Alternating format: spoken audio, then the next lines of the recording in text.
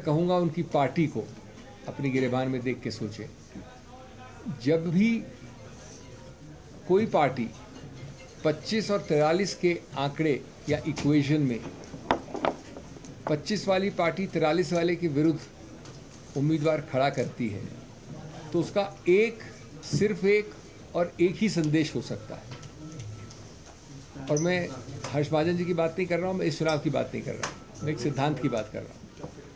वो संदेश है कि हम बेशर्मी से वो करेंगे जो कानून में अनुमति जिसकी नहीं है। अगर आप समझते हैं कि एक व्यक्ति या दो व्यक्ति या 9 व्यक्ति अचानक एक नई नीति, एक नई सोच, एक नई आइडियोलॉजी के अंतर्गत कल रात के डिनर और आज सुबह के नाश्ते के बाद बदल गए हैं, तो मैं समझता हूँ कि हम सब, जो अंग्रेजी में कहावत है, एक फूल्स पैराडाइज पे रहते हैं।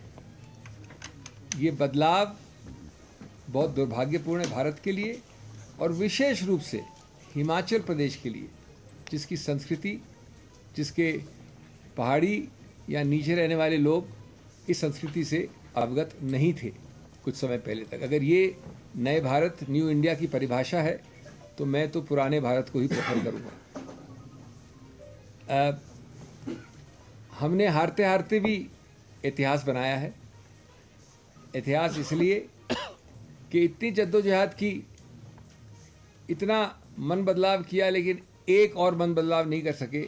इसलिए 34 का स्वाभाविक आंकड़ा भारत में शायद पहली बार और आने वाले कई दशकों में वापस होने वाली नई चीज़ हुई है कि 34 का हमारे मित्रों के इतने प्रयत्न करने के बाद भी आंकड़ा आया।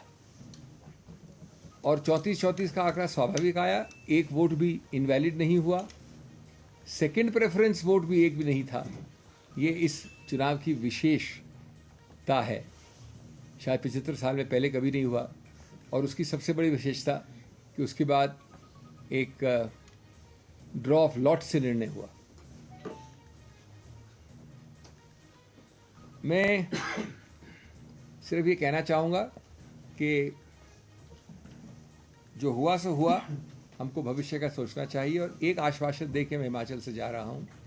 हिमाचल की बात नहीं कर रहा हूँ, लेकिन मैं अपनी बात कर रहा हूँ कि जिन लोगों ने इतना प्रयत्न किया उनको सिर्फ मैं कह दूँ विनम्रता से, पलट के आऊँगा शाखों पे खुशबू लेकर, पलट के आऊँगा शाखों में खुशबू लेकर, खिजा की जद हूँ मैं, मौसम ज़रा बदलने दो। तो सबको वापस बहुत बहुत धन्यवाद। I will repeat this very briefly in English.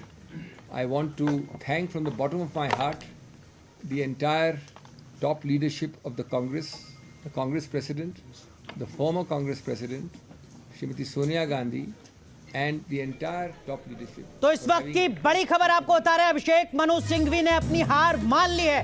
Bharatiya Janata party पर आरोप जरूर लगाया है, लेकिन हर्ष महाजन को बधाई दी है। और जिस तरीके से कुछ साल पहले महाराष्ट्र की विधानसभा में उस वक्त के मुख्यमंत्री देवेंद्र फडणवीस ने शायराना अंदाज में अपनी बात कही थी, कुछ उसी तरीके से शायराना अंदाज में अभिषेक मनु सिंघवी यहाँ प्रेस कॉन्फ्रेंस में कहते आ रहे हैं कि वो एक बार फिर लौटेंगे। इस वक्त की बड़ी खबर आपको बता रहे हैं, कांग्रेस पार्टी हिमाचल प्रदेश में